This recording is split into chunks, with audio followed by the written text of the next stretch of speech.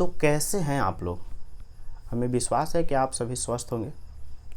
आज हम कक्षा 10 का चैप्टर 3 स्टार्ट करते हैं, जिसमें हमें पढ़ना है कि दो चर वाले रैखिक समीकरण को कैसे हल करते हैं। तो देखते हैं कि अगर मान लेते हैं कि दो चर वाले रैखिक समीकरण कहते किसको हैं? रैखिक समीकरण कहने का मतलब है कि जिसमें हाईएस्ट पावर एक हो। अब दो चर वाले हैं तो दो उसमें चर होना चाहिए और दोनों का हाईएस्ट पावर कितना होना चाहिए?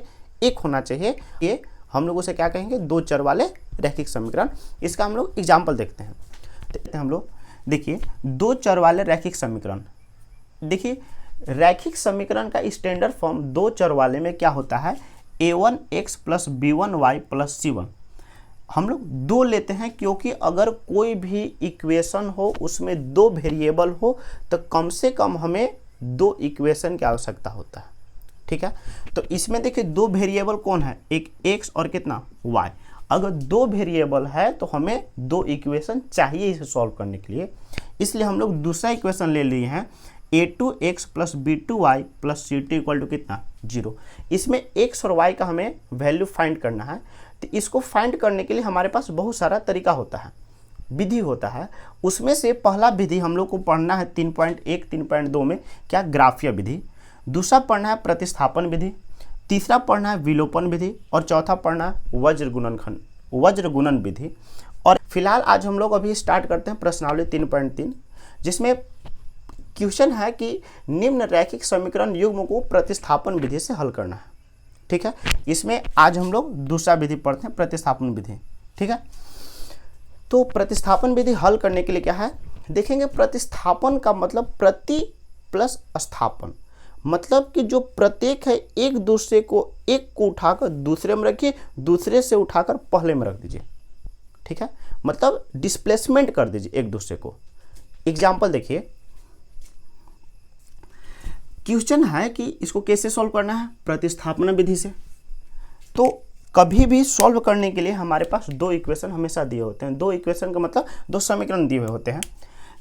क्वेश्चन है कि x plus y equal to 14 और x minus y equal to 4 हमें सॉल्व करना है। तो हम लोग क्या करते हैं, सॉल्यूशन जो दिया है उसको मान लीजिए समीकरण 1 और एक समीकरण 2।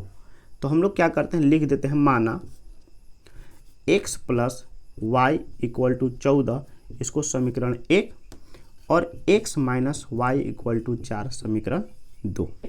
कि समीकरण 1 से या तो x या तो y का मान निकालेंगे और जिसको x या y का मान किस में रख देंगे? समीकरण 2 में रख देंगे।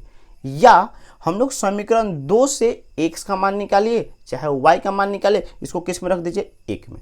मतलब 1 से निकाल रहे हैं तो 2 में रखिए और 2 से निकाल रहे हैं तो 1 में रखिए। तो अगर हम लोग चलते हैं समीकरण 1 से, तो लिखते हैं कि समीकरण 1 से, समीकरण 1 क्या है मेरा? x plus y equal to 14। समीकरण 1 से क्या निकाले? या तो x या तो y। अगर हम लोग x इक्वल टू निकालते हैं तो हमें y को क्या करना पड़ेगा? इधर भेजना पड़ेगा। यानी कि x इक्वल टू पहले से इधर क्या है? 14 प्लस y इधर गया तो क्या हो गया? Minus y. x equal to मिलेगा, जो चीज मिलेगा x इक्वल टू उसको आप मान लीजिए समीकरण 3। अभी हम लोग बोले थे कि जो समीकरण 1 से x का वैल्यू आएगा उसको कहाँ रखना है? समीकरण 2 में रखना है। तो अब हम लोग लिखते हैं कि x का मान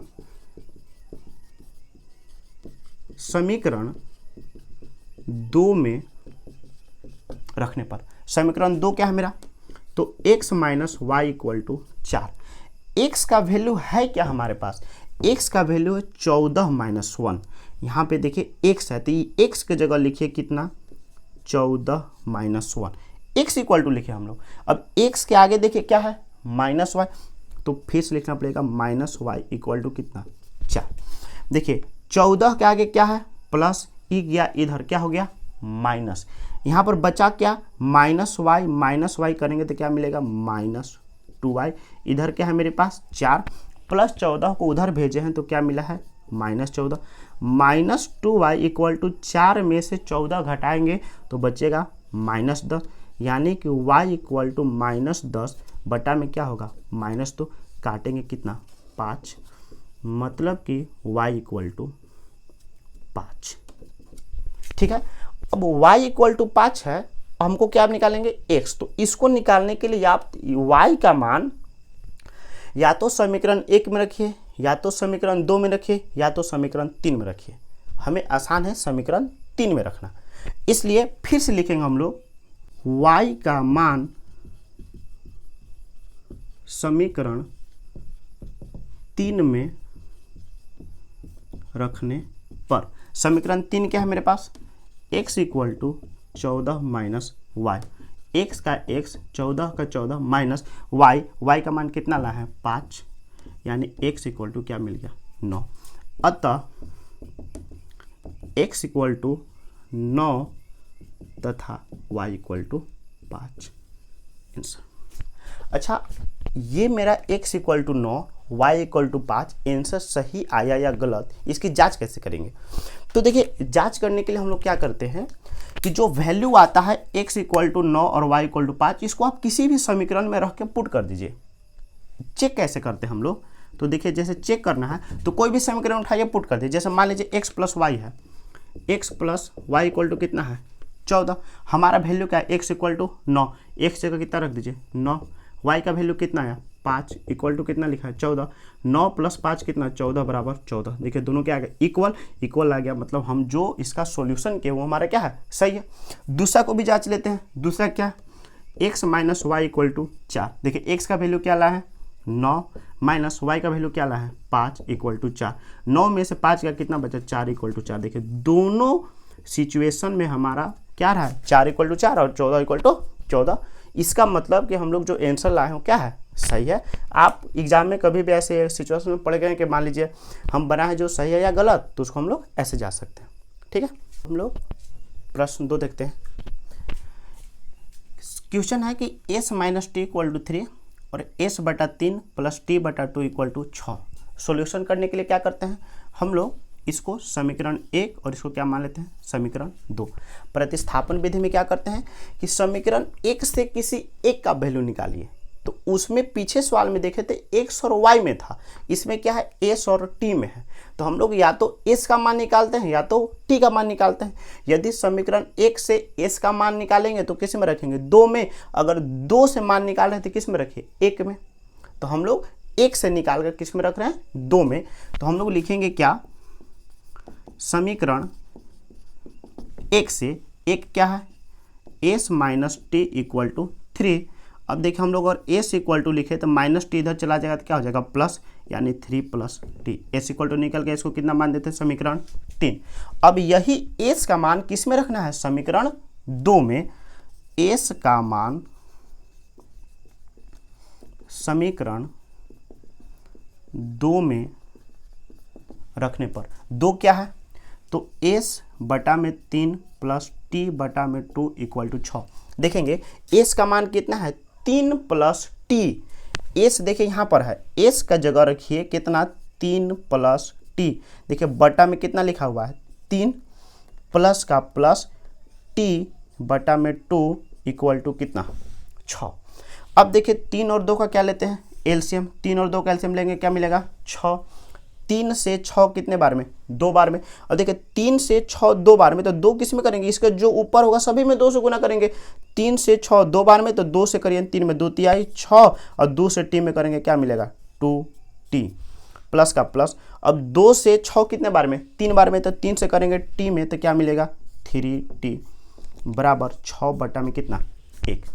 अब देखिए 6 का 6 2t और 3t मिलकर कितना हो जाएगा 5t इक्वल टू, अब देखिए बटा में कितना है 6, कितना 6 बटा 1। अब क्या करते हैं क्रॉस मल्टीप्लाई, तो 1 से करेंगे 6t में, 1 से करेंगे 6 में तो 6 और 5t में करेंगे तो क्या मिलेगा 5t, और 6 से 6 में मल्टीप्लाई करते हैं तो 6 6 कितना मिल जाएगा 36। अब देखिए 5t इक्वल टू पहले से इधर क्या है 36 प्लस 6 इधर क्या तो क्या हो गया -6, यानी कि 5t इक्वल टू 36 में से 6 गया कितना मिलेगा 3, यानी t इक्वल टू 30 बटा 5 काटोगे कितना 6। t का मान कितना मिला 6। अब जो वैल्यू मिलता है आप इसको, हम t निकाल चुके, हमें क्या निकालना है s। अब आप इसे आप या तो 1 में रखें या तो 2 में रखें या तो 3 में रखें, किसी में रखेंगे वैल्यू सेम आएगा। तो हम लोग क्या करते हैं कि t का मान समीकरण 3 में रखने पर, 3 में रखते हैं। 3 हमारे पास क्या है, तो s equal to 3 plus t, तो s equal to 3 plus t का वैल्यू कितना लाए हैं 6, यानी s इक्वल टू कितना 9। अतः s इक्वल टू 9 तथा t इक्वल टू 6। ठीक है।